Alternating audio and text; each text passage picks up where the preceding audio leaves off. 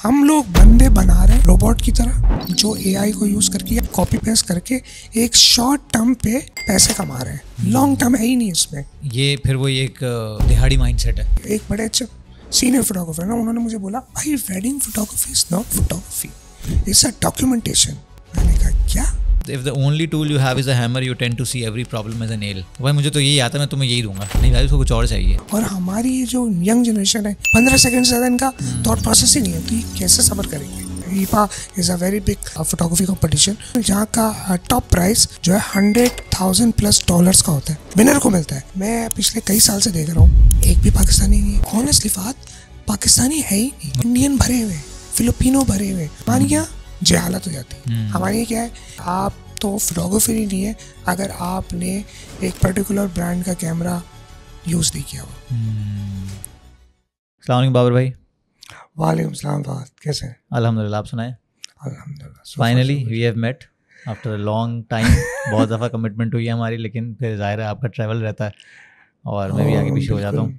I believe हम पिछले एक साल से, हाँ एक साल तो चले, हम कोशिश कर रहे हैं। Fortunately we are facing each other right now. और कुछ ऐसी चीज़ें हैं जो मैं काफ़ी अरसे से आपसे क्रिएटिव फील्ड्स के बारे में बात करना चाह रहा था, क्योंकि कुछ भी हो, क्यूरियोसिटी हमेशा से अल्लाह का शुक्र है खून में रची बसी है, जिसकी वजह से काफ़ी सारी चीज़ें लाइफ में की भी हैं। तो क्रिएटिव फील्ड उसका एक बहुत बड़ा पार्ट है। तो मेरी कोशिश होती है क्रिएटिव लोगों से जितना बातचीत हो, उतने आइडिया ज़्यादा जनरेट होते हैं। मैं बाबर भाई को जिस कैपेसिटी में जानता हूँ वो एक फ़ोटोग्राफी की कैपेसिटी है, फोटोग्राफी की फील्ड है, और it's a very unique kind of photography जो मैंने इनका वर्क जो भी मैंने देखा है। और मैं जितने सारे अपने फोटोग्राफर दोस्तों को जानता हूँ, पाकिस्तान के जितने भी लोगों को जानता हूँ, वो सारे बाबर भाई को जानते हैं और बाबर भाई को उस्ताद मानते हैं। सही है, तो फॉर्चुनेटली वी कनेक्टेड और ऑनर की बात है मेरे लिए। और एक दो फोटोशूट्स इन्होंने मेरे किए हैं, कुछ और भी अलाइंड है, तो मैं तो बड़ा फ़ैन हूँ इनकी फ़ोटोग्राफी का। लेकिन he is not only the photographer. ये थोड़ा सा बैकग्राउंड में चाहूँगा बाबर भाई, आप अपना थोड़ा पीछे से स्टार्ट करें कि आपका professionally where are you right now and what are you doing? Okay, मैं एक्चुअली मेरे पास 2 डिग्रीज हैं इलेक्ट्रॉनिक्स की, ठीक है। एक 3 साल का डिप्लोमा, एक 4 साल की ग्रेजुएशन। 7 साल मैंने इलेक्ट्रॉनिक्स पढ़ी है खाली।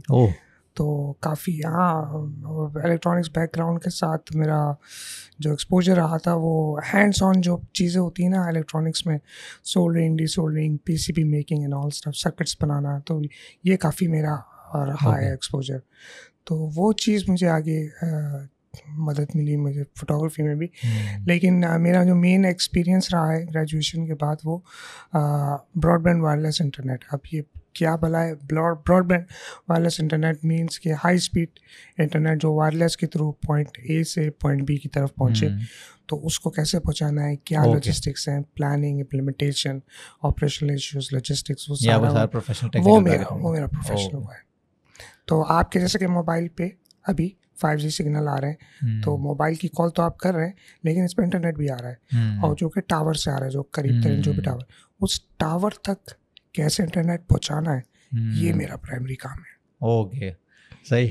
तो ये जो आप कर रहे हैं और जिस बारे में आप मशहूर हैं वो प्राइमरी काम नहीं है, जब जितना अच्छा है माशाल्लाह। प्राइमरी होता तो क्या होता? एग्जैक्टली मेरा तकरीबन 2001 से लगा लें आप 24 साल हो गए मुझे इस फील्ड में, जो मेरा प्राइमरी काम है। अच्छा, 24 साल हो गए मुझे। ओके, और what about the creative field like photography and something like this? Photography मैंने तो कभी, ऑनेस्टली बताऊँ, मैंने कभी ज़िंदगी में नहीं सोचा था कि मैं फ़ोटोग्राफ़र बनूंगा।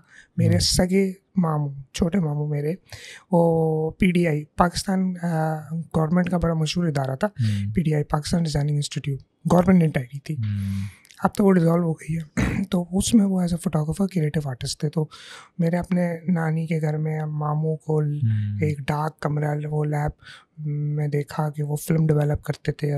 मेरी बचपन की सारी तस्वीरें उन्होंने खींची हुई थी, तो मैं उनको देखता था। For me it was just like normal. फिर वो रिटायर हो गए एंड ऑल दैट। मैंने कभी उनसे कभी नहीं पूछा फोटोग्राफी क्या होती है, क्या। बस आज 2011, हाँ 2011 में मेरे साथ एक छोटा सा तो नहीं, खैर वो एक बड़ा मेडिकल इंसिडेंट हुआ था। मेरी ये गर्दन में यहाँ पे क्वार्टर डेवलप हो गया था। ओके, तो वो डॉक्टर ने रिमूव किया था, तो accidentally paralyse my one vocal cord. तो मेरी ये जो वोकल कॉर्ड, सॉरी, ये पैरालाइज्ड है। ठीक है। तो मैं इस वाली वोकल कॉर्ड से बात करता हूँ। तो ये चीज़ ने बड़ा एक मुझे परेशान किया, अभी तक होती है परेशानी, ठीक है। But it's part of the life now. तो आई टुक हुआ ये था कि जब ये इंसिडेंट हुआ और मेरी आवाज़ बिल्कुल ही डिटेरिएट हो गई थी, अब तो खैर बहुत प्रैक्टिस हो गई है बोलने की, उस वक्त तो बिल्कुल नहीं थी। उस वक्त लाइक मेरी आवाज़ को क्या हो गया एंड ऑल दैट, ऐसे होती थी। तो उस वक्त एक ऑफिस में एक गैदरिंग हुई थी। नॉर्मली ऑफिस में होता है ना, हैंग आउट हो रहे हैं, एक पार्टी हो रही है, पिकनिक हो रही है। ऑफिस में तो ऐसी पिकनिक थी, वो डेजर्ट में थी।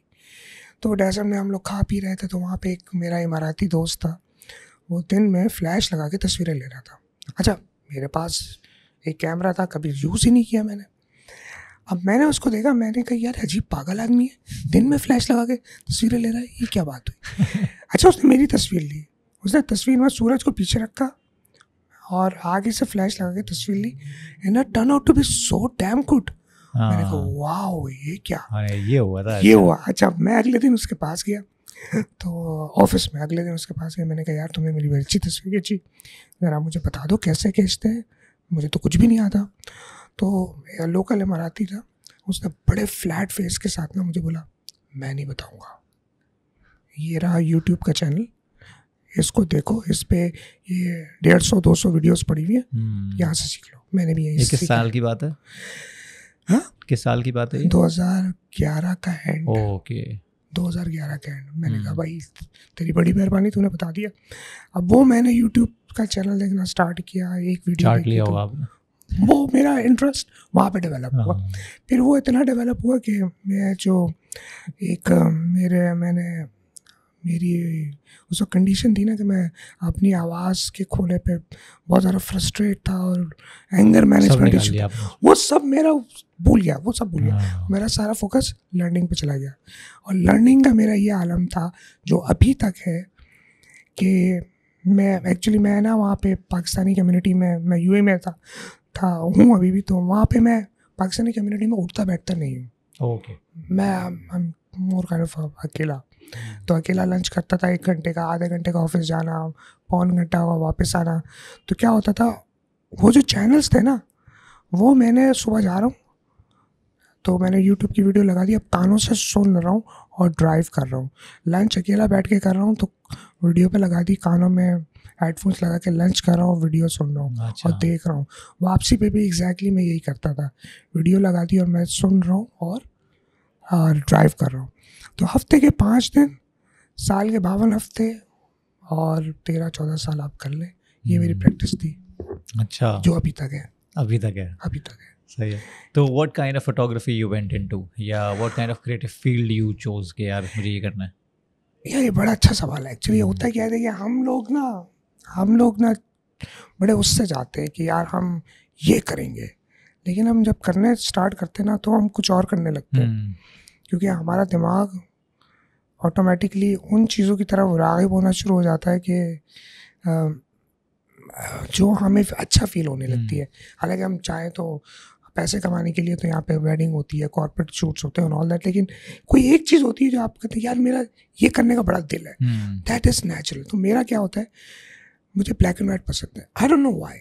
और ब्लैक एंड वाइट में स्पेसिफिकली पोर्ट्रेट्स, तो ब्लैक एंड वाइट पोर्ट्रेट है ना, अब आपका चेहरा है, आपका चेहरा जब मैंने पहली दफ़ा देखा ना, मैंने कहा यार फहद का मैंने एक शॉट लेना है, it has to be black and white and it has to be in a way कि जहाँ पे इसके मसल्स शो हो अलॉन्ग विद इट्स फेस, जो कि बहुत ही ज़्यादा ड्रामेटिक लाइट हो। वो अभी तक मैंने अचीव नहीं किया, हालांकि मैं आपका शूट कर चुका हूँ, somehow वो अचीव नहीं कर पाया मैं, लेकिन आइडियलिस्टिक जो आपके जहन में, हाँ जो है मेरे जहन में, but I try to capture one shot. आप जब मेरे घर पे आए थे तो हमने शूट किया था, तो वहाँ पे एक क्लोज आ गया था, लेकिन still I think it's not that. नहीं, and I witness that passion in your eyes कि यार ये चीज़ है, ये मैं चाहता हूँ, ये, क्योंकि बहुत से लोग परसू कर रहे होते हैं, लेकिन वो एक एंड गोल नहीं होता जहाँ से वो रिवर्स इंजीनियर करें अपनी एफर्ट्स को।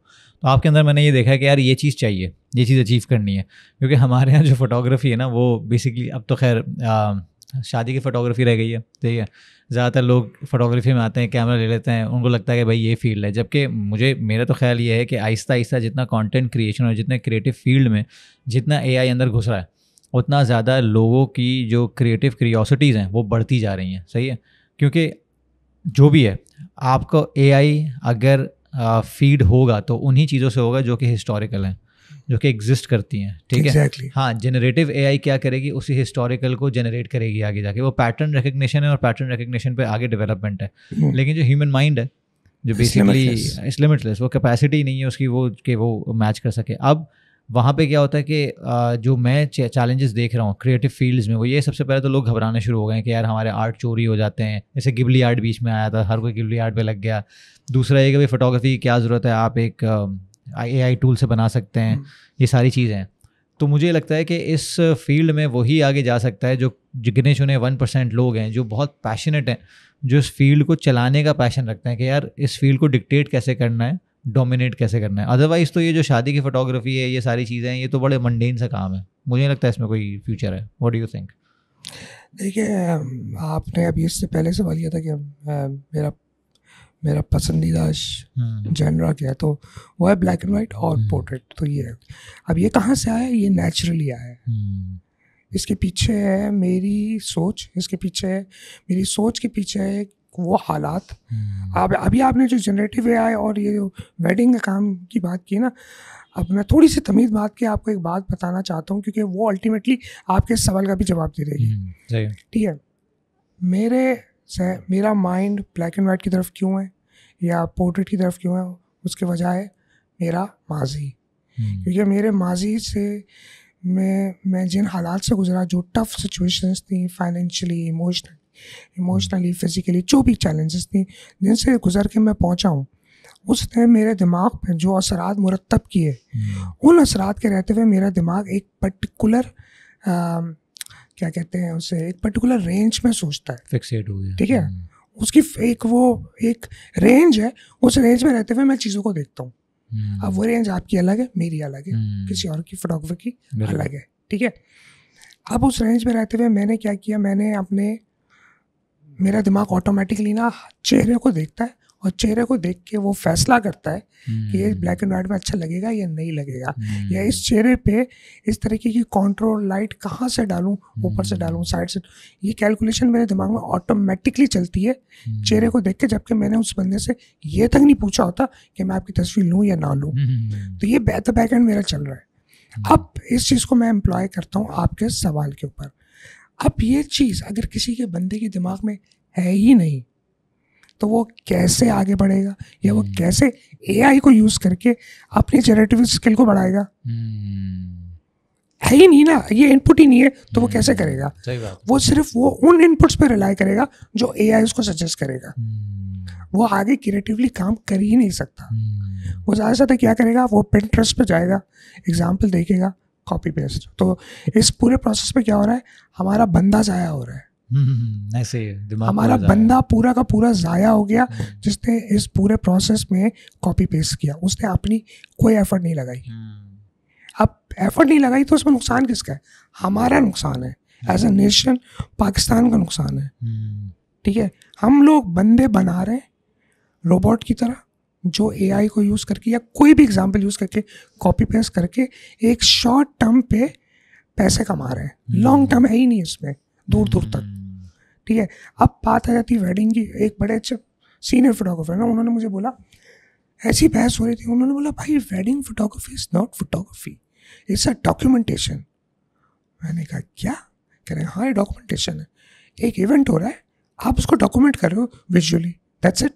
तो किसी भी तरह कर लो, फोटोग्राफी करने की क्या जरूरत है? आईफोन से कर लो, एंड्रॉइड से कर लो, आप किसी से भी करो वेडिंग फोटोग्राफी। आप आई नो कि इस पे इतने जो मैंने बात बोली ना, इस पे आपके जो आप जब उसको पोस्ट करेंगे यूट्यूब पे, फेसबुक पे, एक बेतहाशा कमेंट्स आएंगे, आई नो दैट।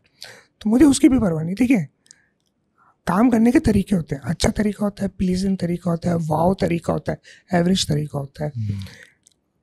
आप खुद देखें और आप बताएं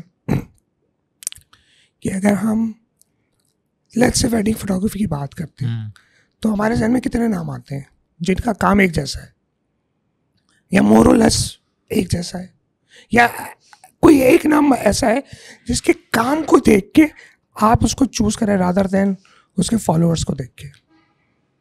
काम तो मुझे एक ही जैसा लगता है, कोई खास, क्योंकि सब एक ही साथ इवॉल्व हो रहे हैं, एक ही तरह की चीज़ कर रहे हैं। मैंने अभी आपको वही और ट्रेंड फॉलो कर रहे हैं, एक ही ट्रेंड चल रहा है। क्योंकि मैं देखता हूँ कि भाई पहले फॉर एग्जांपल वो सिनेमेटिक फोटोग्राफी और सिनेमेटिक वीडियोग्राफी थी, अब सिनेमेटिक वीडियोग्राफी अब हर कोई कर रहा है। जैसे फॉर एग्जांपल 13 साल पहले मेरा वलीमा था, तो वो जो एंट्री थी उस वक्त नए नहीं आई थी, सही है, तो उस वक्त जैसे तैसे हो गई। फिर उसके बाद जो अब मेरी बहन की शादी हुई उसमें बिल्कुल सिनेमेटिक वीडियोग्राफी हुई है।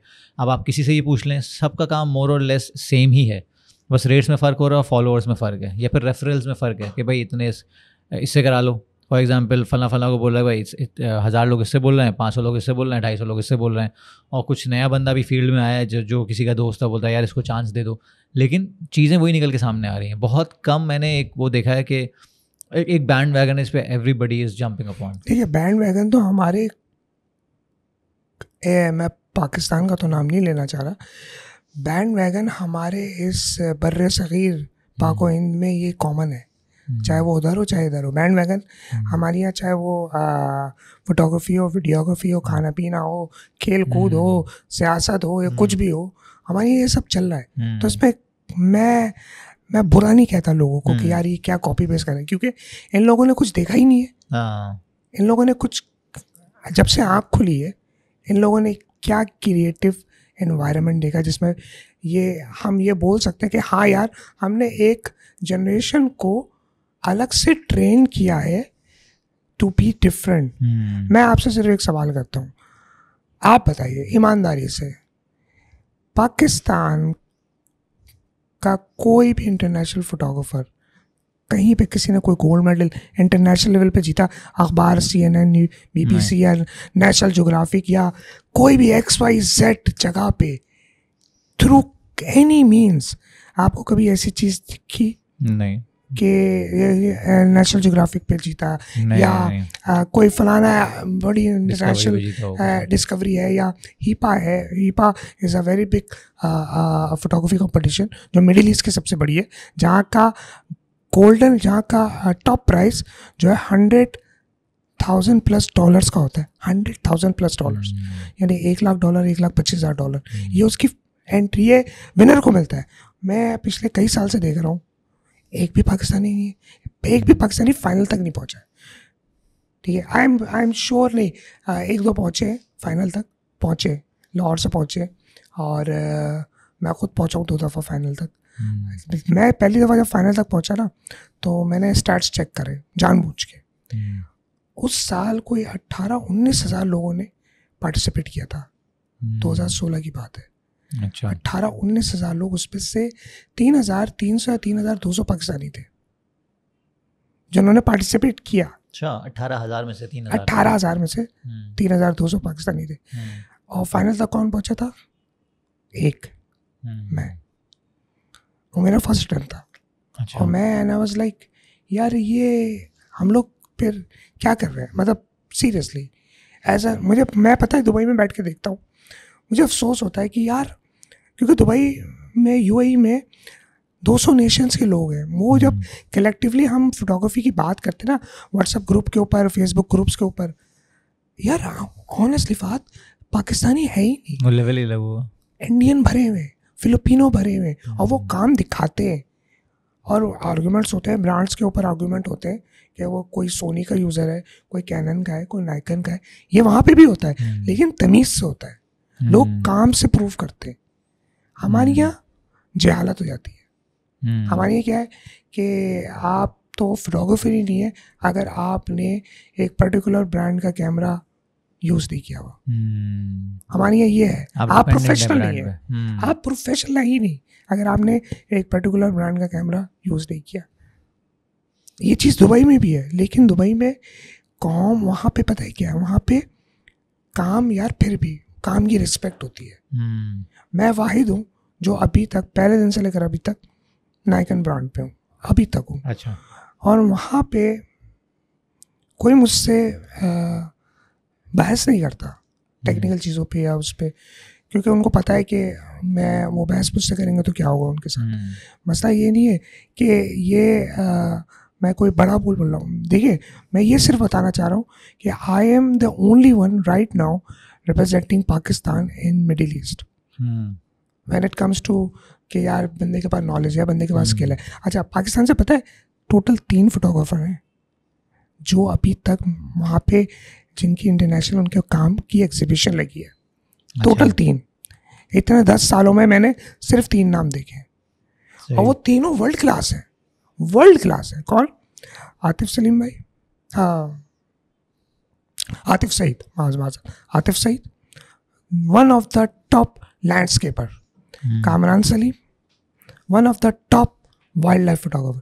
अच्छा, आतिफ सईद भी वाइल्ड लाइफ फोटोग्राफी करते हैं। आतिफ सईद और कामरान सलीम दोनों दोस्त हैं, सेम उस्ताद के थ्रू उन्होंने अपनी ट्रेनिंग ली।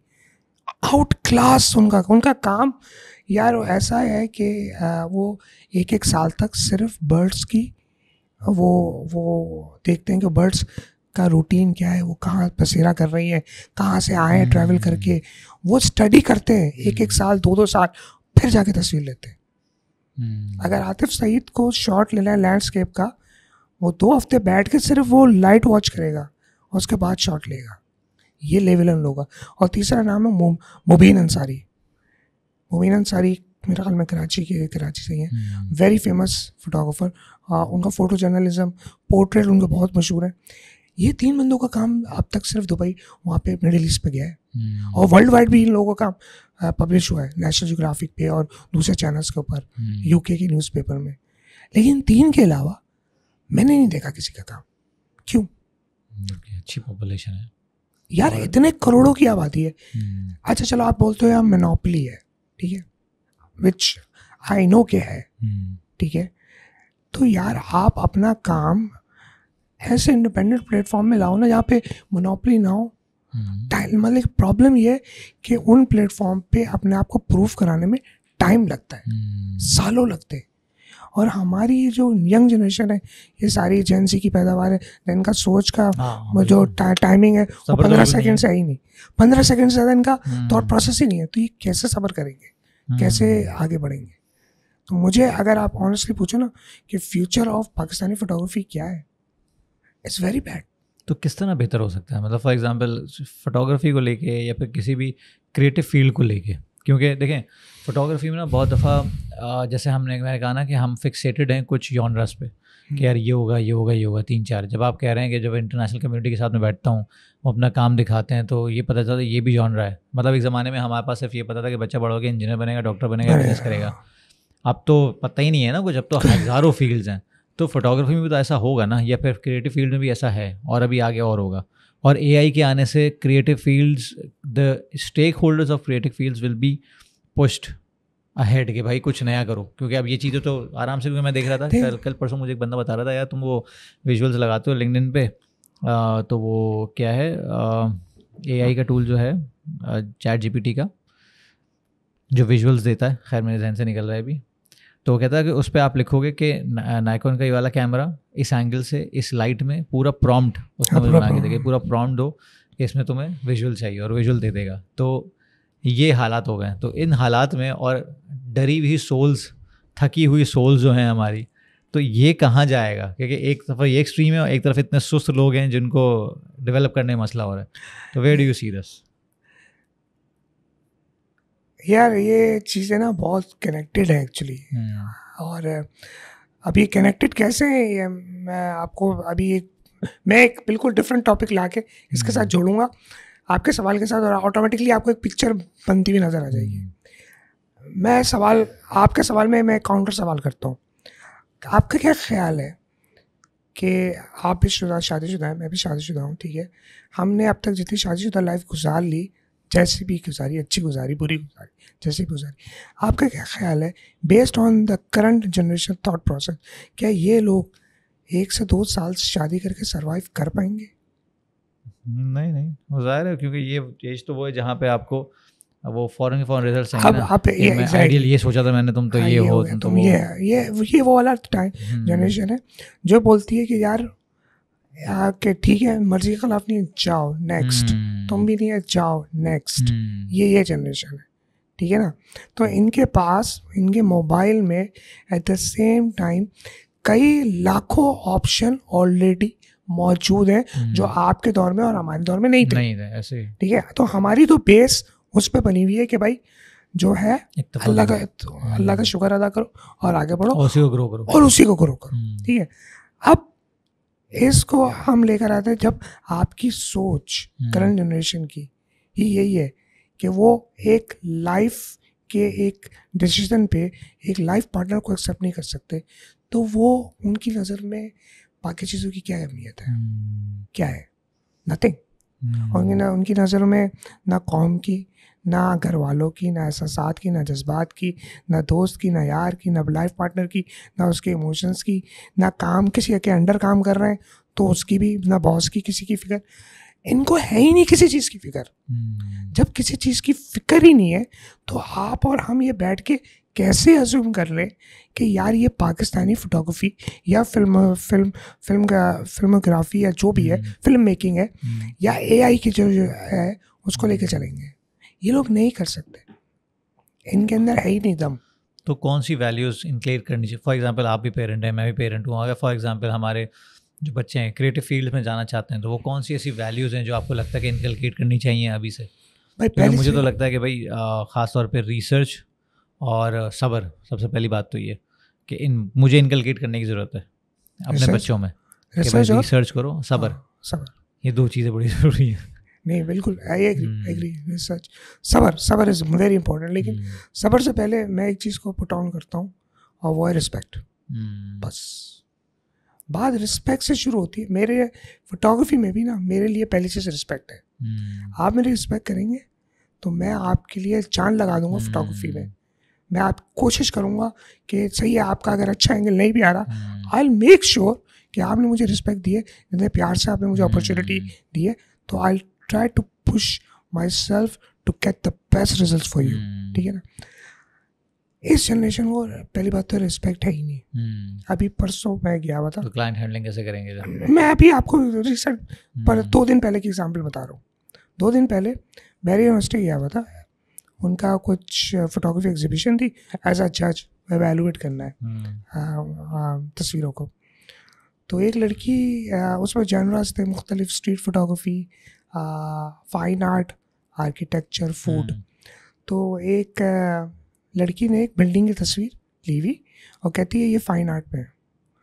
ठीक है, मैंने कहा अच्छा फ़ाइन आर्ट इसमें क्या है ज़रा मुझे बताएं। तो कहती है सर देखें बिल्डिंग का डिज़ाइन ऐसे है। मैंने कहा भाई ये आर्किटेक्चर बिल्डिंग है, आर्किटेक्चर में आता है, it's a very beautiful building, लेकिन ये आर्किटेक्चर है। तो पलट के पता है क्या कहती है, फर्स्ट ईयर की स्टूडेंट है वो, कहती है सर आपको तो लग रहा होगा आर्किटेक्चर, मेरे लिए फ़ाइन आर्ट है। जब ये बोला ना उसने, अब मेरे लिए ये बहुत अलार्मिंग बात है। तो एट मुझे ऑन द स्पॉट उसको ना न्यूट्रलाइज करना पड़ा। अब वो क्या डिटेल थी वो खैर मैं उसमें डिटेल में नहीं आना चाहता, लेकिन मैंने उसको ऑन द स्पॉट न्यूट्रलाइज किया। तो वो बाद में सॉरी करेंगी। मैंने कहा बेटा बात सॉरी की नहीं है, बात है कि मैं आया हूँ सब काम छोड़ के आपके लिए, trying to share my knowledge and my time with you. तो बात रिस्पेक्ट से स्टार्ट होती है। अगर आप अपने बड़ों को ऐसे ट्रीट करेंगे, खैर ये तो मैंने उसको नहीं बोला, लेकिन मैं इस वक्त आपसे ही कह रहा हूँ, अगर हम और आप अपने बड़ों को ऐसे ट्रीट करें तो आपका क्या ख्याल है, हमारी क्या वैल्यू रह गई?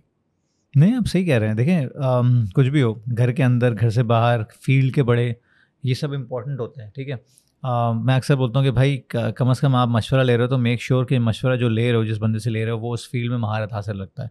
अब आप जज बन के गए थे, ठीक है, आप बेसिकली उस चीज़ को जज कर रहे थे और वो उसी चीज़ के लिए जज होने बैठी थी, ख़वातीन हैं या मर्द हज़रात हैं जो भी है। अब सिलसिला सारा ये, जैसे मैंने कहा ना, रिसर्च, आपका सब्र और ऊपर से रेस्पेक्ट। आपने बिल्कुल सही कहा, क्योंकि eight the end of the day जब आप रिसर्च और सब्र करके जब आप क्लाइंट तोड़ने जाओगे तो क्लाइंट टूटेगा नहीं, आपकी टांगें तोड़ देगा। सही है, बिल्कुल। वो ये एटीट्यूड तो देखेगा ही नहीं, क्योंकि आपने क्लाइंट को कुछ चाहिए, आपने कहा यार तुम्हें नहीं पता जो मैं देख रहा हूँ ना वो है। एग्जैक्टली। क्लाइंट को क्या चाहिए, दैट काउंट्स, और वो हर फील्ड में काउंट होता है। सही है, वो कहते हैं ना, if the only tool you have is a hammer you tend to see every problem as a nail. तो भाई मुझे तो यही आता है, मैं तुम्हें यही दूंगा, नहीं भाई उसको कुछ और चाहिए। और ये बड़ी इंपॉर्टेंट चीज़ है जो आप रेस्पेक्ट की बात कर रहे हैं। क्लाइंट उम्र, सेक्स जेंडर हो गया, कास्ट क्रीड हो गया, इन सबसे आरी होता है। कोई उम्र, कोई वो नहीं, डिस्क्रिमिनेशन नहीं होती। और वो कहता है कि भाई जो मुझे चाहिए वो मिले। मुझे अच्छी तरह याद है जब भी मैंने सेल्स की नौकरी में अपना काम वाम किया, तो कभी फॉर एग्जांपल ऐसे क्लाइंट्स मुझे मिले कि अगर मेरे पास 1 किलो का बैग एक चीज़ का बेचने का, और मैं फूड कंपनी में हूँ और मल्टीनेशनल है, वो बाहर से इम्पोर्ट होके आती है चीज़, और उसके पास इतना ज़बरदस्त पोटेंशियल है कि मैं अगर इसको 18 kg का एक कट्टा पकड़ा दूंगा तो आराम से मेरी सेल्स भी बढ़ेगी, मेरा बिजनेस भी बढ़ेगा और मेरे एक अच्छी क्लाइंट सर्व भी हो जाएगा और इंटरनेशनली सर्व होगा। अब वो कहता है कि यार मुझे चेंज करके दो। अब मैं लिमिटेड हूँ अपने स्कोप में क्योंकि मेरे पास वही है, मैं वही बेच सकता हूँ। मैं बोलता हूँ ये पैकेट तुम 18 दफ़ा ले लो मुझसे। वो कहता है नहीं भाई मुझे कॉस्ट ज़्यादा पड़ेगी, क्योंकि आप जब उसको पैकेजिंग वगैरह कम करते हो, आप जब एक B2B स्केल पे जाते हो तो आप बढ़ा जाते हो। तो being an employ, being a subordinate मैं नहीं कर सकता। लेकिन अब मेरे पास, मुझे पता है कि अपॉर्चुनिटी है कि अगर यही प्रोडक्ट मैं इस बंदे को अपनी ही कंपनी बना के या किसी और तरीके से सर्व कर दूँ तो now I can make something happen for that client and I can build the relationship. बिल्कुल, ये क्रिएटिविटी है, ठीक है। और कितने लोगों ने उस दफ़ा वैसा किया जो मैंने देखा कि यार अगर मैं नहीं कर सका, किसी का वसाइल थे, उसने कोई लोन लिया कहीं से, उसने कहा यार ये बहुत बड़ी मार्केट है, टैप हो सकती है, तो let's do it. At the and जो क्लाइंट चाहता था, क्योंकि मैंने एड़ी चोटी का जोर लगा लिया, मैं नहीं कर पाया, मेरा ब्रांड का बड़ा नाम, बड़ी चीज़ें काम नहीं आई, सिस्टम्स काम नहीं आए कि भाई हम किसके साथ काम कर रहे हैं, लेकिन क्लाइंट जो चाहता है at the end you have to pander to that. और ये इन लोगों में है नहीं। क्लाइंट के हवाले से एक चीज़ मैं बोलना चाहता हूँ। यहाँ पे मैंने फोटोग्राफी कम्युनिटी में एक बहुत बड़ा एक्सक्यूज़ देखा है और वो हर वक्त बस वो यही कहते रहते हैं। वो कहते हैं कि यार क्लाइंट की डिमांड थी, इस तरीके का शॉट क्लाइंट की डिमांड थी। मैं ये बोलता हूँ कि यार क्लाइंट को तो पता ही नहीं है कि ये चीज़ एग्जिस्ट करती है, ये तो आप बोल रहे हो। एजुकेट तो किया नहीं आपने क्लाइंट को। नहीं, वो कहते हैं नहीं बाबर भाई ये क्लाइंट की डिमांड है। अब मैं शुरू में बिलीव कर लेता, मैंने कहा हो सकता है भाई हो, लेकिन जब मैं एक ही बंदे को 3 से 4 दफ़ा यही जुमला बोलते देखा ना, और उसके काम में 3 से 4 दफ़ा सेम मिस्टेक मिली मुझे, तो मैंने कहा यार ये क्लाइंट है, क्योंकि 4 मुख्तलिफ क्लाइंट हैं, क्या चारों एक ही टाइप की गलती कर रहे हैं? ऐसा हो ही नहीं सकता। तो ये जो चीज़ है ना, हमारे अपने फोटोग्राफर अपनी गलतियों को या अपनी इनसिक्योरिटीज़ को क्लाइंट की डिमांड का नाम देख के साइड में हो जाते हैं। और दूसरा ये कि आपने एक ऐसी क्रिएटिव फील्ड को एक वो बना दिया, बल्क सेल्स वाली फील्ड बना दिया कि यार आओ पैसे लो और जाओ, आओ पैसे लो और जाओ। क्योंकि वो एजुकेट करना, देखें स्टीव जॉब्स की एग्जांपल सबके सामने, उसने कहा था कि यार I will show the world what they want. सही है, आईपॉड का, आईफोन का नहीं था, कॉन्सेप्ट ही नहीं था। तो उसने जब प्रेजेंट किया, वो बड़ी, उसका जो बहुत बेहतरीन की नोट है जो उसने कहा कि एक हमने डिवाइस किया है जिसमें म्यूज़िक है, दूसरा डिवाइस है जो टेलीफोन है, तीसरा डिवाइस है जो इंटरनेट का है या कैमरा है, कम्युनिकेटर और कैमरा है। सही है। और आखिर में कहता है कि सबसे अच्छी बात यह है कि तीनों एक में है। सही है। तो जब वो दिखाता तो world did not know, even Nokia was dethroned, मतलब एकदम से, ठीक है। तो जब आपके पास क्रिएटिव सलाहियतें होती हैं और आपके पास पैशन होता है, तो फिर आप बल्क सेल्स में नहीं सोच सकते, क्योंकि उस वक्त पैसा बाद में आ रहा होता है। अभी आपको लेगेसी बिल्ड करनी होती है, लेगेसी में पैसा बाद में आता है। शॉर्ट टर्म पैसा तभी आप कमा लोगे, बाद में क्या करोगे। हाँ, नोकिया डिड नॉट बज, नोकिया ने कहा नहीं यार हम चौड़े हैं, कोई मसला नहीं है, ये अभी आएगा फेल हो जाएगा, लेकिन दुनिया कहाँ जा रही थी ही न्यू। तो आप वाली बात सही है कि स्टीव जॉब्स का जो डंका बचता था वो इसलिए बचता था कि वो थोड़ा क्लेयरवॉयंट था, आगे देखता था। अभी मैं आपको स्टीव जॉब की ही एक और मिसाल देता हूँ। आज सुबह ही पढ़ा है मैंने, ज़ेरॉक्स मशीन, फोटोकॉपी मशीन है ना ज़ेरॉक्स, ये जो विंडोज़ में जो आइकन और माउस क्लिक करते हैं, ये चीज़ एप्पल ने भी इंट्रोड्यूस कराई थी। ना ये बिल गेट्स ने बनाया, ना ये स्टीव जॉब ने बनाया। हाँ, ये उसने बनाया, ये ज़ेरॉक्स ने बनाया था। ज़ेरॉक्स ने बना के और एक मशीन बनाई थी जिसके अंदर ये कोई इंटरफेस, ग्राफिकल यूज़र इंटरफेस था, माउस क्लिक और फोल्डर आइकन ये चीज़ थे, और प्रिंटर भी था और कॉपियर भी था। ये एक मशीन थी। लेकिन उनकी मैनेजमेंट ने बोला यार ये हम प्रिंटिंग और उसमें ही ठीक है, ये क्या कोई इंटरफेस है। और उस वक्त ज़ेरॉक्स ने एप्पल के अंदर इन्वेस्टमेंट की थी, ठीक है, स्टेक होल्डर्स बन गए। एप्पल से स्टीव जॉब उठ के आया और उसने जब ये आइडिया देखा, उसने बोला ये लोग पागल है, इनको पता ही नहीं है ये कितनी बड़ी चीज़ है। उसने वही चीज़ उठा के इम्प्लीमेंट करी एप्पल में, फिर वो चीज़ बिल गेट्स ने कॉपी करी। अब आप दुनिया कहाँ से कहाँ पहुँच गई, अब आप देखें। असल में फॉलोअर और लीडर वाला मसला है ना, विजन की बात होती है, या तो फॉलोअर्स, और हमें नहीं समझ में आ रहा कि क्या कर रहे हैं। अब मैं बैठ के, अगर आप मुझसे बैठ के पूछो ना आज पाकिस्तानी फोटोग्राफी का क्या मुस्तकबिल क्या है, मैं ऑनेस्टली बताऊं, it's very dark, it's very very dark. क्यों? उसकी एक वजह नहीं है, उसकी वजह ना रिस्पेक्ट है, ना वो है टेक्निकल स्किल्स है, ना फोटोग्राफी है, ना, उसकी वजह आवाम खुद है। कैसे, अब मैं उसकी भी आपको बताता हूँ। अगर आप मुझसे ये पूछे ना कि पाकिस्तानी फोटोग्राफी का फ्यूचर क्या है, honestly it's very very dark. इतना डार्क है कि मुझे डर लगता है फ्रेंकली स्पीकिंग, क्योंकि जब मैं बाहर आवाम को देखता हूँ ना और मैं अपनी आवाम को देखता हूँ, ह्यूज डिफरेंस। अब मैं इसमें ये नहीं कह रहा कि रिस्पेक्ट की बात है या टेक्निकल स्किल्स की बात है या फोटोग्राफी में इनोवेशन की बात है या यूजेज ऑफ एआई की बात है, मैं इन सब की बात नहीं कर रहा। इन सब के पीछे एक ही चीज़ कॉमन है, और वो कौन? यूज़र खुद, आवाम खुद। अब प्रॉब्लम पता है कहाँ आ रही है? प्रॉब्लम आवाम में आ रही है। अब आवाम में क्या प्रॉब्लम है मैं आपको बताता हूँ। कुछ साल पहले, 5-6 साल पहले की बात है, हाँ 5-6 साल पहले, कोविड से पहले, मेरी बातचीत चल रही थी एक फोटोग्राफर से, कराची का। तो बातचीत करते करते मैंने उससे पूछा, मैंने कहा हाँ भैया तुम्हारी क्वालिफिकेशन क्या है? कहता है बाबर भाई मैं तो ग्रेजुएट भी नहीं हूँ। मैंने कहा क्या? हाँ बात ये हो रही थी कि मैं दुबई आना चाहता हूँ। मैंने कहा ठीक है आ जाओ, लेकिन यहाँ पे कुछ अब मिनिमम रिक्वायरमेंट्स आ गई हैं कि ये काम गवर्नमेंट की तरफ से कि यूएई गवर्नमेंट मिनिमम बैचलर्स को मांगती हैं जॉब्स के लिए। मैंने कहा तुम्हारी क्या एजुकेशन है? कहता बार मैं तो ग्रेजुएट भी नहीं हूँ। मैंने कहा क्यों? कहता बस दिल ही नहीं चाहता। अच्छा मैंने कहा क्यों?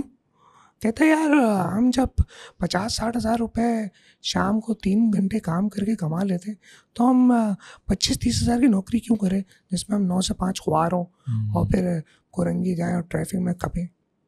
एटलीस्ट हम शाम को काम करके अपनी मर्ज़ी से उठते, दिन भर सोते रहते हैं, शाम को अपनी मर्ज़ी से उठते हैं, रात को जाते हैं 3-4 घंटे का काम करते हैं, आ जाते हैं 60-70 हज़ार रुपये कमा लेते हैं। वही बात आ गई ना, शॉर्ट टर्म पैसे और लॉन्ग टर्म लेगेसी। अच्छा वो मुझे एक और बंदे ने बताया कि वो यही सेम एग्जैक्ट एक्सक्यूज़ एक इंटरव्यू में कोरंगी में कोई वो थी मिल गारमेंट की, उधर कोई फ्रेश इंटरव्यू देने गया तो वहाँ पे जो इंटरव्यू करने वाला था तो वो पूछता है, जो लड़का इंटरव्यू देने आया है वो पूछता है आपको किस टाइप के चाहिए, बहस हुई आपको किस टाइप की यूथ चाहिए काम करने के लिए। तो वो इंटरव्यू लेने वाला बोलता है भाई हमारे लिए तो सबसे बड़ा मसला आप लोग हैं, क्योंकि आप लोगों को हम ऑफ़र करते हैं 25-30 हज़ार रुपये, आप लेते ही नहीं है। आप तो कहते हैं हम इससे ज़्यादा तो वेडिंग में काम करके कमा लेते हैं, तो फिर तो हम कहाँ से आप लोगों को करें। मैं सदर में नाइकन की शॉप पे बैठा हुआ था मिलने के लिए। मैं गया हूँ तो एक यंग लड़का, 2 यंग लड़के, उनकी मूछें भी नहीं आई थी प्रॉपर, वो खड़े हुए कैमरा ख़रीद रहे थे, कोई 3-4 लाख का कैमरा। तो मैंने पूछा बेटा क्या करते हो? कहता है सर हमारे अभी मैट्रिक के एग्ज़ाम ख़त्म हुए और हम कैमरा ले रहे हैं हम ताकि वेडिंग करके पैसे कमाएंगे। मैंने सर पकड़ लिया, मैंने कहा यार जिस यूथ को ये फिक्र ही नहीं है कि उसका फ्यूचर क्या है तो आप कैसे उनको बोलेंगे। अच्छा चलो लड़कों का ये आलम है, लड़कियों का क्या आलम है? With all respect to all ladies, मतलब सब हमारे लिए काबिल मोहतरम है, लेकिन अब लड़कियों ने भी पढ़ना छोड़ दिया। वो खूबसूरत है तो मॉडलिंग कर लेंगी, उनको पता है कि इन्फ्लुएंसर्स बन जाएंगी तो बहुत पैसा है। मुझे अभी किसी ने बताया, कोई है बड़ी मशहूर टिकटॉकर, नाम नहीं लूँगा, उनको सिर्फ एक शाउट आउट देना है प्रोडक्ट का, रेंज रोवर मर्सिडीज़ से निकल गए, मर्सिडीज़ थी या मेबैक थी या पता नहीं, बड़ी एक्सपेंसिव गाड़ी, सिर्फ प्रोडक्ट का शाउट आउट देना था। 50 लाख उनको ऑफर हुए, शी टर्न डाउन। ये पैसे कम है, क्यों? बिकॉज उसके मिलियंस में फॉलोअर्स थे। मैं ऐसे इन्फ्लुएंसर को जानता हूँ, ख़वातीन को, जो यूएई में पाकिस्तानी है, मिलियंस में फॉलोअर हैं और घर में बैठा ग्रेजुएट भी नहीं है उनका, उसका कोई मुस्तकबिल नहीं है। क्यों? क्योंकि अम्मा बस टिकटॉक पे लगी रहती है, मियाँ चुप है, मजबूर है, पैसे आ रहे हैं। ये मैं जानता हूँ, पर्सनली देखा है मैंने, और मैंने सर पकड़ लिया कि आप कैसे एक्सपेक्ट करते हैं कि अब आप मुझे बताएं, ये मैंने अब आपको इनसाइट्स कुछ बताइए, आपको लगता है कि इन इनसाइट्स के बाद हमारी नेशन का कोई, किसी भी फोटोग्राफी छोड़े, किसी भी फील्ड में कोई फ्यूचर है? नहीं ऑब्वियसली। और आपको क्या लगता है जो अभी रिसेंटली हमारे पास जो यूथ है, फॉर एग्जांपल, ये तो आपने बड़े अलार्मिंग नंबर्स बताए ना, जितने लोग इस तरफ आ रहे हैं, तो मेरा नहीं ख्याल, देखें एक स्केप लगता है मुझे ये। एक तो ये होता है कि यार हम पढ़ लिख के कोई किसी मकाम पे पहुंच के और किसी फील्ड को किसी मकाम पे लेके जाएं, और एक होता है स्केप रूट कि यार हर कोई ड्रॉप आउट होने का शौकीन है, कॉलेज से ड्रॉप आउट हो जाओ, ये हो जाओ। और ये फिर शॉर्ट टर्म सोच है ना कि आज आप 50-60 हज़ार दिन में कमा लेते हो, 2-4 शादियाँ कर लेते हो, लेकिन ये फिर वही एक दिहाड़ी माइंडसेट है। दिहाड़ी माइंडसेट। हाँ, ये कोई बिजनेस डेवलपमेंट या एंटरप्रेन्योरशिप माइंडसेट नहीं है। वो एंटरप्रेन्योर डिफरेंट होते हैं, वो स्ट्रगल भी करते हैं, वो फिर पढ़े लिखे भी होते हैं उनके, फिर वो अच्छा, मैंने ये नोट किया है कि 2 तरह के लोग हैं। हाँ, एक स्किलफुल है और एक एजुकेटेड स्किलफुल है। तो अगर मुझे बोला जाए कि भाई ये स्किलफुल बंदा है, ये एजुकेटेड स्किलफुल बंदा है तो करना है, तो I will go for the educated skilful. मैं उसको पैसे भी ज़्यादा दूंगा क्योंकि उसने कुछ प्रीमियम भी चार्ज इसलिए किया कि ही इज़ एजुकेटेड या शी इज़ एजुकेटेड। लेकिन एक यहाँ पे सिर्फ स्किल ही की है, सही है, उसके बाद कोई लेगेसी बिल्ड करने वाली चीज़ नहीं है, तो डेफिनेटली मतलब being a common human being मैं तो नहीं करूँगा उसको। तो यहाँ पे जो ये दिहाड़ी माइंडसेट और ये स्केपिज्म आ रहा है ना, ये ज़्यादा मसला कर रहा है यूथ के साथ। अब वो किसी भी चीज़ में हो, भाई इन्फ्लुएंसर आप बन गए, eight the end of the day देखिए हर किसी के पास ना कोई चीज़ होती है सेल करने के लिए जिस पे वो कमाता है। बिल्कुल ठीक है। सर फॉर एग्जांपल मेरे पास फिटनेस कोचिंग है, आज जब मैं कंपनीज में काम करता था मेरे पास कहीं केमिकल था, कहीं फूड था, कहीं कुछ था। ठीक है। आपके पास फोटोग्राफी सर्विसेज हैं, लेकिन एक कंटेंट क्रिएटर के पास अगर जैसे फॉर एग्जांपल इरफान जुनेजो ने अपनी कंटेंट क्रिएशन की जर्नी फोटोग्राफी और वीडियोग्राफी पे ही बनाई है, उसकी सही है चीज़ में। हाँ, लेकिन कितने सारे लोग ऐसे हैं जिनके पास कंटेंट ही है, और आहिस्ता आहिस्ता जो by the passage of time जो रिसर्च सामने आ रही है कि भाई जितने लोग डिप्रेस्ड हैं या जितने लोग डिप्रेशन का शिकार हो रहे हैं by the passage of time, क्योंकि एक वक्त आता है कि एक कंटेंट क्रिएटर का एक वक्त होता है, उसके बाद कोई और आ जाता है, फिर कोई और आ जाता है, तो ऑब्सोलेसेंस का बहुत मसला होता है कि वी आर बिकमिंग ऑब्सोलीट। फिर होता क्या है कि एक वक्त के बाद ना बंदा ब्रांच आउट करना चाह रहा होता है, या फिर वो इन्वेस्टमेंट्स कर देता है तो, या फिर अपने कंटेंट को डाइवर्सिफाई करता है। तो इसमें वो भी है, मतलब आप कहीं टिक के काम नहीं कर सकते, definitely you have to diversify each and every, you have to evolve. अब इसके लिए भी अगर आप पढ़े लिखे हैं तो you can do it in a better way. अगर आप नहीं हैं तो फिर आपका हाल वही होगा जो आप बेसिकली अपने साथ जो ब्लॉगर्स को वगैरह वो देख रहे होते हैं जिनकी कोई बैकग्राउंड नहीं है, लेकिन उनको ये पता है कि फिर मेरा ये कहना है कि अगर आपने फॉर एग्जांपल जैसे लोग कहते हैं कि यार ये कंटेंट करो, उस तरह करो, उस तरह करो, फॉर एग्जांपल दैट्स नॉट मी। अगर मैंने वो कर लिया, इन केस वो हिट हो गया, तो I will have to do it again and again, क्योंकि but that's not me. similar you have to be something similar with some different touch based but that's not me। Exactly वो एक चीज़ आपकी hit हो गई ना, वो आपने कुछ करो। तो लोग ये नहीं समझ पा रहे हैं, खासतौर पे यूथ ये नहीं समझ पा रही कि क्रिएटिव फील्ड्स में जाने का मकसद, इन्फ्लुएंसर बनने का मकसद, you have to bring some value to the table. और वैल्यू आप जब ही लाओगे जब आप पीछे से क्रिएटिव और पढ़े लिखे होगे, जब आपके पास एक्सपोजर होगा। ये मैंने शुरू में आपको एक अपनी थॉट प्रोसेस बताया था ना कि मैं 2.5 घंटे पढ़ता हूँ और फिर मैं लेके सोच के चलता हूँ, तब जाके मुझे कुछ मिलता है। मतलब मैंने सीरियसली बहुत स्टडी की है चीज़ें, ठीक है ना, तब जाके आज मैं इतने सालों के बाद उस मुकाम पे पहुँचा। हमारी जो जनरेशन है वो बस शॉर्ट टर्म लिविंग पे ही जिंदा है, कोई भी लॉन्ग टर्म नहीं है। अब होता क्या है कि शॉर्ट टर्म जब डिक्लाइन होना शुरू होता है, जितनी रैपिडली ऊपर जाता है उससे डबल रैपिडली नीचे आता है। तो जब नीचे आके बंदा गिरता है ना, तो ऑटोमेटिकली डिप्रेशन, सुइसाइड, ये सब आ जाता है। और ख़ास तौर पे आपका जो बैकग्राउंड है, अच्छा मुझे नहीं पता था कि आपका माशाल्लाह इंजीनियरिंग का बैकग्राउंड है और तकरीबन 8 साल आपने पढ़ाई की है, फिर उसके बाद आप तकरीबन 24 साल हो गए आपको इस फील्ड में। तो अब मुझे I can now connect the dots कि आपकी जो कंसिस्टेंसी है फील्ड में या एवोल्यूशन है, उसमें बहुत बड़ा हाथ है आपकी पीछे, जो भी आपके एकेडमिक्स भी हैं या फिर आपका जो प्रोफेशनल बैकग्राउंड भी है, क्योंकि टेक्निकलिटीज़ भी आपको समझ में आती हैं। दूसरा कि आप जब इंजीनियरिंग में पढ़ते लिखते हैं तो आपके पढ़ने लिखने का शौक भी होता है, मतलब there is a practice that can help you in evolution as well. कि आप पहले ही पढ़ते थे, अभी पढ़ने में कोई आर नहीं है आपको, यानी आप वो बंदे नहीं है कि यार मुझे 30 सेकंड की बस एक रील दिखा दो, मैं पूरी बुक नहीं पढ़ने वाला, ऐसा नहीं है। आप चाट जाओगे, आप रिसर्च पेपर चाट जाओगे। मेरा पता है आजकल क्या दिल है मेरा, आई रियली विश कि मुझे अपॉर्चुनिटी मिले, कहीं पे गेटवे मिले। अगर आपके चैनल से मिलता तो I am more than happy. I wish to go into space astronomy. मेरा आज दिल चाहता है कि मैं अपना सब काम, अपना वायरलेस कम्युनिकेशन, फोटोग्राफी छोड़ूं और मैं स्पेस एस्ट्रोनॉमी में चला जाऊं। क्यों यार, सच अ बिग थिंग। पाकिस्तान से कोई भी नहीं है और इस पे इतनी स्टडी है कि जब आप पढ़ने बैठोगे ना तो आप दुनिया को देखोगे, हम लोग एक 200 गज के मकान, 400 गज के मकान की लड़ रहे होते हैं, मर रहे होते हैं। और जब आप स्पेस स्टडी करने बैठोगे ना, आप बोलोगे यार दिस इज फ्रीकिंग नथिंग। सही बात है, ऐसे मुझे इतना शौक है कि स्पेस, एस्ट्रोनॉमी, लाइट, और मैं ये शौक कैसे हुआ, मेरा दोस्त था, हमने साथ ग्रेजुएशन करी, इंजीनियरिंग करी, बस सेक्शन डिफरेंट था। मैं इंजीनियरिंग के फ़ौरन बाद जॉब में चला गया। उसने क्या किया, उसने मुझसे मशवरा किया, कहता यार बाबर मुझे ना MBA की ऑफ़र हुई है और एक स्पेस एस्ट्रोनॉमी की ऑफ़र हुई है, तो बता मैं क्या चूज़ करूँ। हाँ सॉरी, MBA नहीं, IT और स्पेस एस्ट्रोनॉमी। मैंने कहा यार IT सब करें, तू IT छोड़, तू स्पेस एस्ट्रोनॉमी में चला जा, ये बड़ी यूनिक फील्ड है।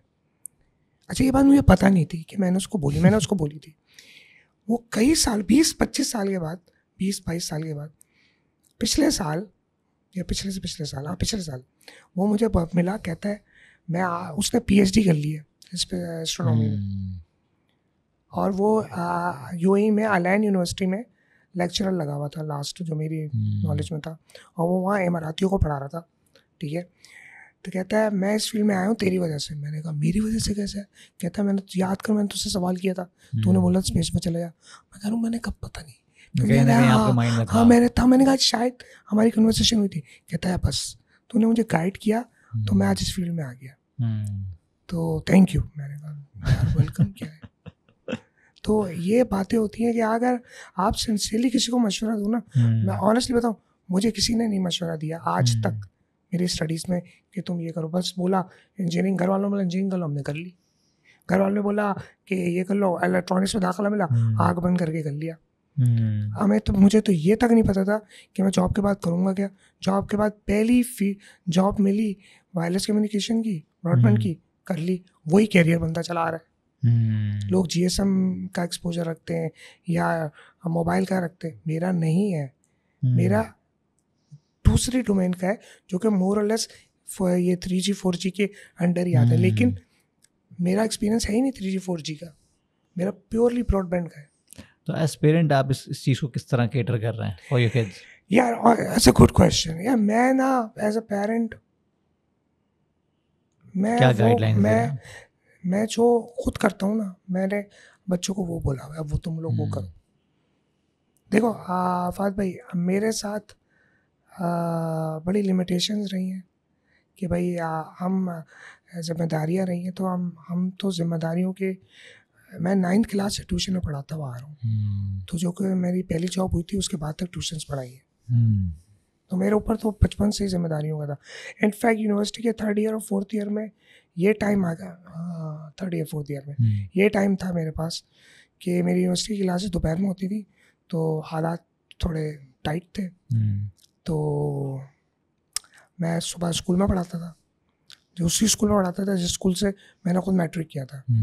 तो सुबह 7 से मैं 8 बजे से 12 बजे तक, 12:30 तक स्कूल में पढ़ाता था। फिर वहाँ से, क्योंकि वो स्कूल यूनिवर्सिटी के पास था, वहाँ से पैदल जाता था, यूनिवर्सिटी की क्लासेस ली। यूनिवर्सिटी की क्लासेस 6 बजे ख़त्म हो जाती थी, तो सर से यूनिवर्सिटी से ग्रेजुएशन की मैंने, तो वहीं वो है उर्दू साइंस कॉलेज के आगे कंप्यूटर इंस्टीट्यूट था, तो यूनिवर्सिटी से फारिग होकर उस कंप्यूटर इंस्टीट्यूट जाता था, वहाँ पे AutoCAD पढ़ाता था। फिर वहाँ से निकलता था, फिर रात को 2 ट्यूशन में प्राइवेट पढ़ा के घर पहुँचता था। सुबह 7 बजे का निकला हुआ 11 बजे पर घर आता था, और ये यूनिवर्सिटी के 2 साल किए मैंने। तो उसके बाद जॉब मिली, जॉब मिलने के बाद भी ट्यूशन्स पढ़ाई मैंने, लेकिन फिर मेरी जॉब शिफ्ट्स में होती थी, तो वो ट्यूशन भी हाथ से निकल गई। उन्होंने बोला यार you can not keep up. मैंने कहा इट्स फाइन। तो UAE कब ज्वाइन किया था आपने? UAE शादी के फ़ौरन बाद, बल्कि शादी हुई है उसकी वक्त अपॉर्चुनिटी। यहाँ पे एक्सपीरियंस कितना था? 2-3 साल का था यहाँ पे 3 साल का एक्सपीरियंस था। अच्छा, ठीक है।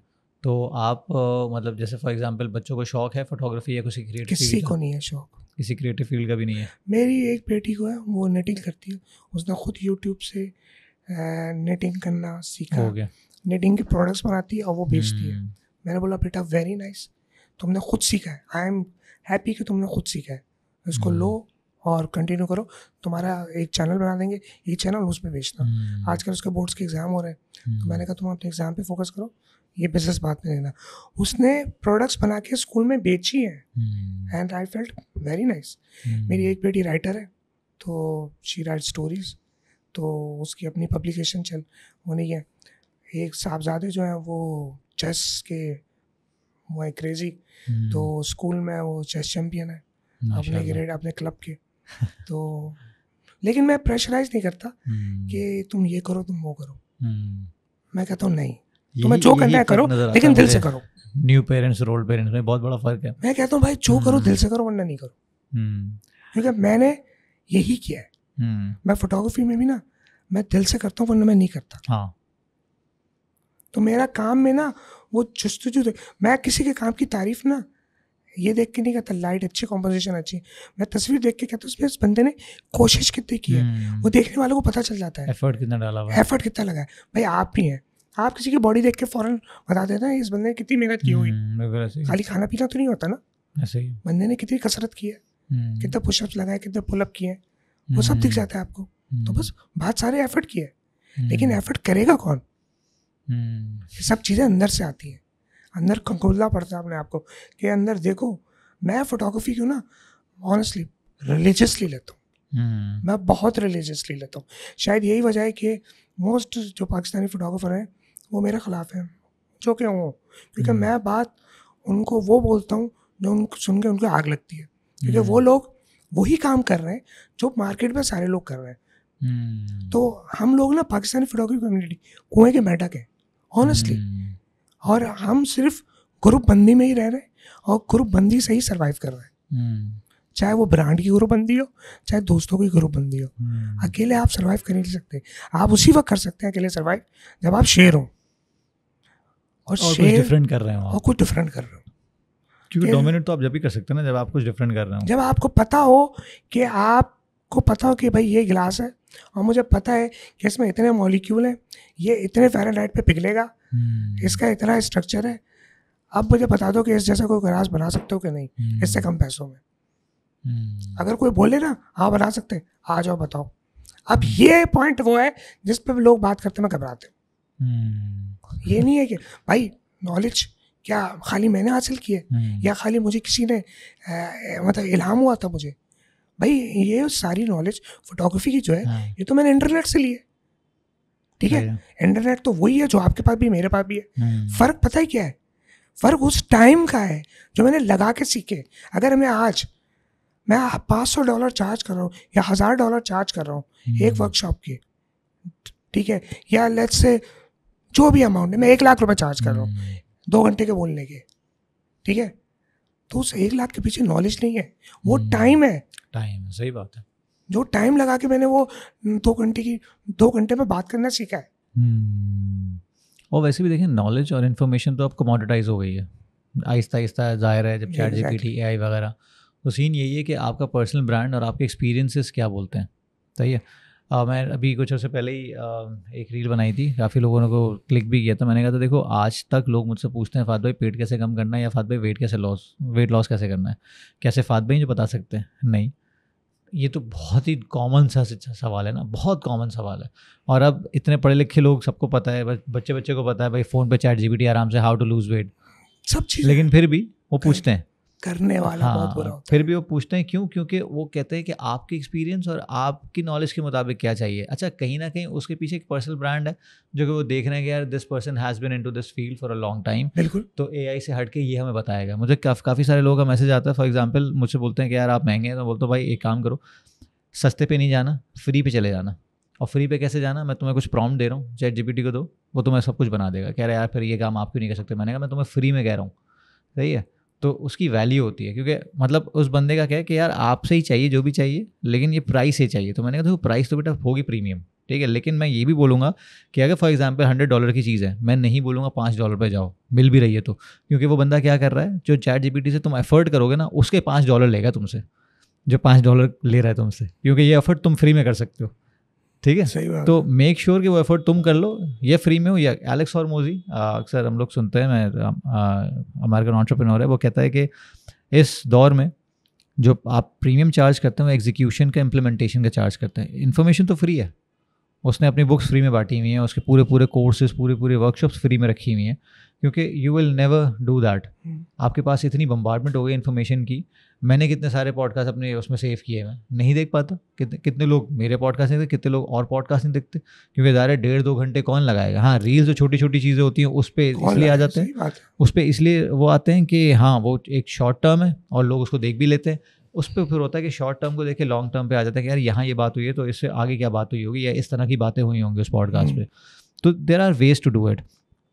लेकिन ये सोचना कि यार किसी चीज़ के आने से, जैसे फॉर एग्जांपल कुछ लोगों ने मुझे कहा था कि यार अब एआई आ गया, तो जैसे मेरे पास वो भी आई थी आयशा, वो एआई के फील्ड में बहुत महारत रखती हैं और वो जनरेटिव आर्टिस्ट भी हैं।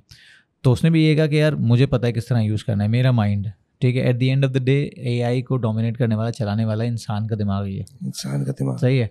और वो जनरेटिव एआई या मशीन लर्निंग, एक वक्त ऐसा आएगा कि जिन्होंने एआई बनाया है उनकी भी हालत टाइट हुई है कि पता नहीं क्या कर सकेगा। लेकिन eight the end of the day आपकी अपनी थॉट प्रोसेस, अपना सोच आपके पास है और आप उससे बहुत कुछ काम कर सकते हैं। बात वही आ गई सवाल घूम फिर के बाद कि हम अपने दिमाग को इतना एक्टिव कैसे करें। आपके दिमाग रील्स देख देख के 15 सेकंड से ज़्यादा किसी चीज़ को नहीं प्रोसेस कर पाता।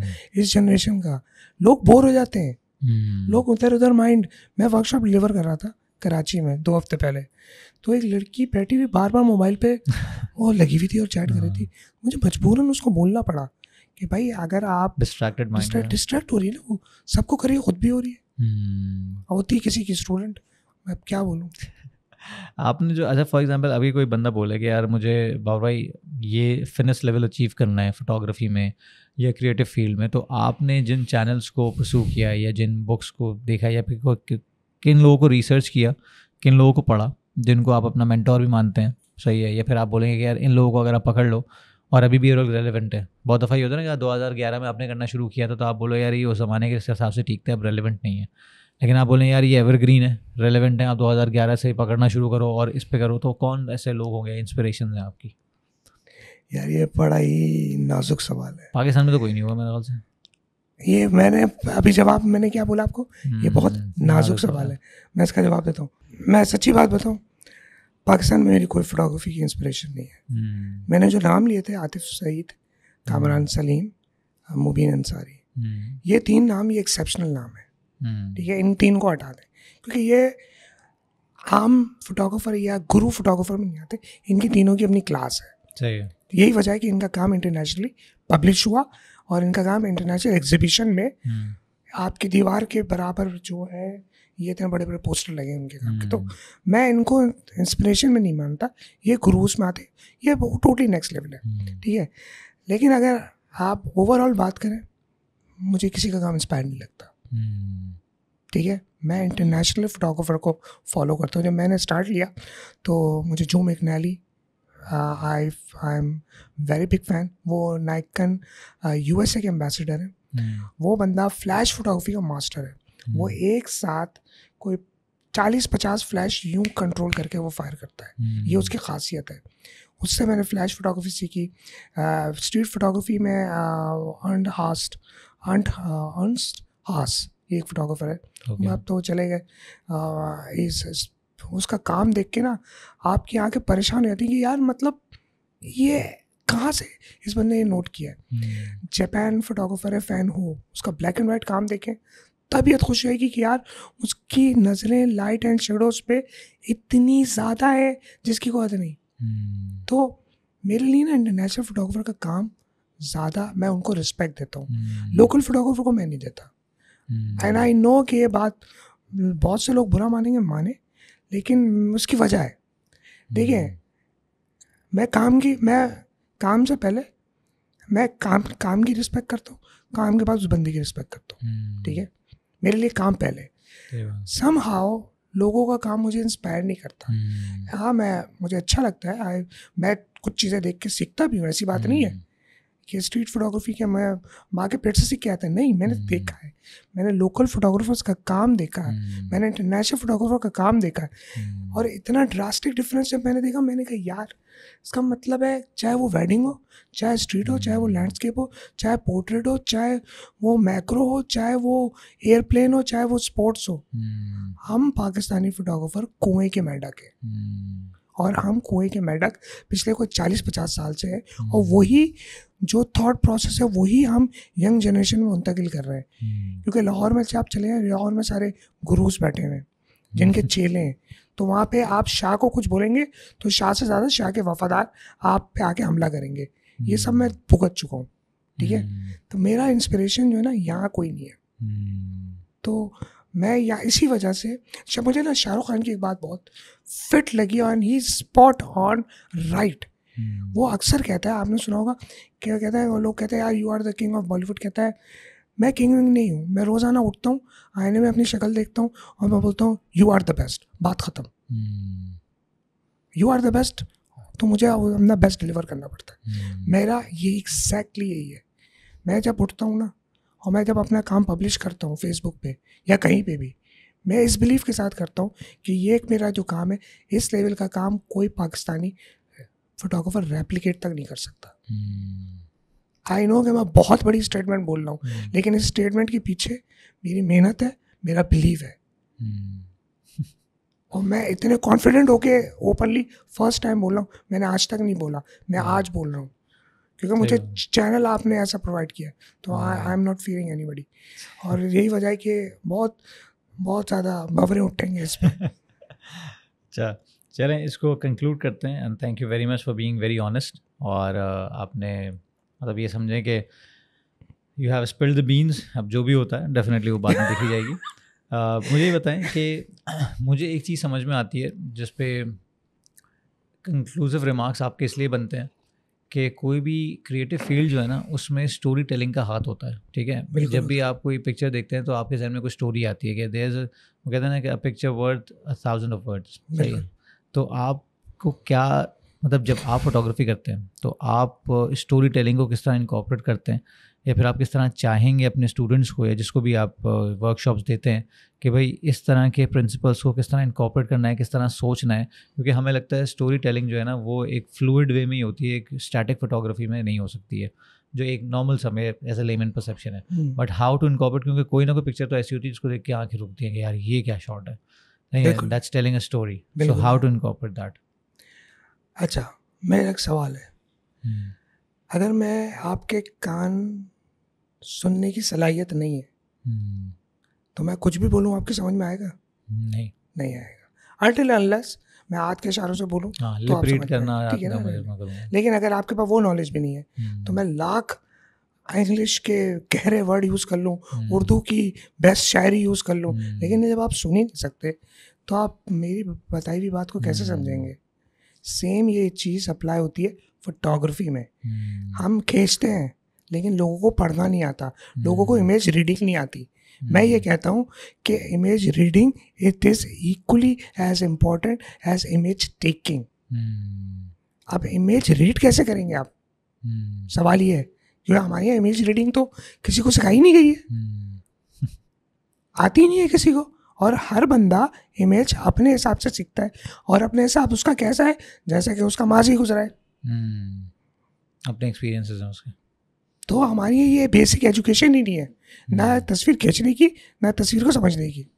हमारे यहाँ बस जनरल क्या है कि मस्तूरात की तस्वीरें देखें तो वो फ़ौरन लड़कों की समझ में आ जाती है, या लैंडस्केप है तो हाँ कलर्स है। अब छोटी सी मिसाल है, एक लड़की बारिश में, एक मैंने तस्वीर देखी, एक लड़की बारिश हो रही है, उसमें घूम रही है, नाच रही है, उसमें कमेंट पता है क्या आता है? यार वो पीछे बोर्ड लगा हुआ है, वो तो हटा लो साइन बोर्ड। अबे भाई तू लड़की घूम रही है बारिश में, वो देख, ठीक है। एक वाइल्ड लाइफ फोटोग्राफर ने तस्वीर खींची कि वो भैंसा है, उसके सींग के ऊपर बर्ड बैठे हुए। तो एक फैशन फोटोग्राफर कह रहा है ये आपने सही एंगल पे नहीं लिया, इसको फ्रेमिंग, इसकी कंपोजिशन ठीक नहीं है। मैंने लिटरली देखा है, जबकि वो बताना वही चाह रहा नहीं। फैशन फोटोग्राफर एक वाइल्ड लाइफ के इमेज के ऊपर क्रिटिक कर रहा है, वो तो इररेलेवेंट है ना। ये तो वही बात हो गई कि एक इंजीनियर का दोस्त जो है वो एक्सीडेंट में मर जाता है, वो हॉस्पिटल लेके जाता है, डॉक्टर को बोलता है चेक करो, वो डॉक्टर बोलता है आई एम सॉरी, ये जिंदा नहीं रह सकते, जिंदा नहीं बचे। तो वो इंजीनियर दोस्त बोलता है यार रीस्टार्ट करके देखो। ऐसे ही ये वही वाली बात है। हाँ। तो इमेज रीडिंग जब आती नहीं है तो हम कैसे बताएं? प्रॉब्लम ये है। मैं देखें, आप पैगाम कैसे पहुंचाना है? अब या तो वो देसी तरीका कि आप तस्वीर लें, पूरा कैप्शन लिख के मैंने ये सोचा था और ये सोच के मैंने ये एडिटिंग की है, ये टाइम गुजर चुका है ना। आप किसी के पास टाइम नहीं है पढ़ने का। आपकी तस्वीर में सिर्फ 3 चीज़ें हैं जो आपकी तस्वीर को यूनिक कर सकती है, और वो 3 चीज़ें हैं, वही 3 बेसिक भी हैं। पहला है लाइट, दूसरा है कॉम्पोजिशन, और तीसरा है कलर्स। हर तस्वीर में ये 3 चीज़ें बुनियादी होती है, और इन्हीं 3 चीज़ों के प्रोपोर्शन को आगे पीछे करके आप तस्वीर को अच्छा भी कर सकते हैं, बुरा भी कर सकते हैं। लाइट वो तो आप बना भी सकते हैं, जैसे कि लाइट स्टूडियो की आपने बनाई। कॉम्पोजिशन आपको कोई नहीं बता सकता, वो आपकी नहीं, वो आपको दुनिया का कोई भी बंदा आके बोले ना कि आइए फाद भाई मैं आपको कॉम्पोजिशन सिखाऊं फोटोग्राफी में, बेवकूफ़ बना रहा है वो। अच्छा। उसकी वजह ये है कि वही कंपोजिशन वो वही बताएगा जैसे उसने अपनी दुनिया देखी होगी। ओके। अब उसने दुनिया कैसी देखी है हमें क्या पता, यूनिक और पर्सपेक्टिव है। आपका यूनिक है। आप बोलेंगे यार ये जो बोल रहा है बेस्ट कंपोजिशन है, ये तो बेस्ट है ही नहीं, मुझे तो ये ऐसी अच्छी लग रही है। तो दुनिया तो का लाइट सिखाया जा सकता है, कंपोजिशन आपको आती है तजुर्बे से, वही पेशेंस आ गया, तजुर्बे से आती। मेरी कंपोजिशन, मैं 2012 से फोटोग्राफी कर रहा हूँ, मेरी कंपोजिशन 2019 तक इंतहाई एवरेज, इंतहाई घटिया थी। 2019 में मैंने फैसला किया कि यार to help with this Pakistani photography community. मैंने अपने आप को आइसोलेट किया, मैंने सारे ग्रुप्स छोड़े, मैंने फोटोग्राफर्स को अनफॉलो किया, अनफ्रेंड किया। मैंने कहा निकलो यहाँ से, क्योंकि मैंने देख लिया था कि मैं उसी कुएं में फंसा हुआ हूँ और मैं थक गया था। बेस्ट केयर होने के बावजूद भी मेरे इमेजेस में वो वाव फैक्टर नहीं आ रहा था। फिर इत्तेफाक की बात है 3 बुक्स आई, मैं बच्चों के साथ मॉल में घूम रहा था, दुबई मॉल में। तो मेरे बच्चों को पढ़ने का शौक़ है, तो वो बुक्स में गए, वो लाइब्रेरी में घुस गए। तो मैं ऐसे ही घूमते फिरते मैं फोटोग्राफी सेक्शन में चला गया, वहाँ पे 3 बुक्स थी और 3 बुक्स एक ही राइटर की थी। और जब मज़े की बात पता क्या है, उसने ये नहीं किया था कि अपने इमेजेस पब्लिश किए थे, उसने ये किया था दुनिया के सारे पुराने 60s 70s 80s के फोटोग्राफर का काम उठाया और रखा किताब में और बताया कि ये इमेज इसलिए यूनिक है। मेरे लिए वो पूरी दुनिया थी उस एक बुक में, और वो बुक का नाम था read this if you want to take great photos of people. दूसरी बुक का नाम था read this if you want to take great photos of places. Okay. और तीसरी यही थी कि read this if you want to take a great photograph. 3 books थी उसकी। Group photo, read this if you want to take great photos. अच्छा। तीसरी book ऐसी थी, एक प्लेसेस की थी, एक पीपल की थी, और तीसरी एक ऐसी। ये 3 एक साथ है। amazon.com पे जाएं, आपको मिल जाएगी। सिर्फ आप लिखेंगे 3 बुक्स आ जाएंगी। वो 3 बुक्स हाथ मैंने पढ़ी है, और मुझे पढ़ने का बिल्कुल शौक नहीं है, लेकिन मैंने वो 3 बुक्स, पहली बुक तो 2 दिन में ख़त्म कर दी, मुझे इतनी इंटरेस्टिंग लगी। तीसरी बुक मैंने ख़रीदी, मैंने रट डाली। अब भी मैं बोर होता हूँ ना, मुझे कुछ सीखने को चाहिए होता है, वो मैं पढ़ चुका हूँ, मैं फिर खोलता हूँ, मैं फिर रिफ्रेश करता हूँ अपने आप को। वो मेरे लिए पंप का काम करती है। अब वो 3 बुक्स पढ़ी हैं, और कसम से बात, मेरी फोटोग्राफी पूरी यूँ हो गई है अपसाइड डाउन। मेरी जो कॉम्पोजिशन अप्रूव हुई है उन 3 बुक्स को पढ़ने के बाद हुई है, और अपने आप को इस पाकिस्तानी फोटोग्राफी कम्युनिटी से आइसोलेट करके हुई है। आज मेरी अगर कोई कॉम्पोजिशन की तारीफ करता है ना, अच्छा, मैं अगर कोई आप करेंगे तारीफ या पाकिस्तानी को करेगा ना जो कनेक्टेड या मानता है, आई रिस्पेक्ट दैट, लेकिन मेरे लिए वो फीडबैक ज़्यादा अहम होगी जो दुनिया के किसी कोने में ऐसा बंदा बैठा हुआ बंदा कर रहा है जो मुझे जानता नहीं है। क्योंकि मेरे इमेज ने उसको मजबूर कर दिया कि वो मेरी तस्वीर को लाइक भी करे और कमेंट भी दे, वो ज़्यादा अहम है। सही बात।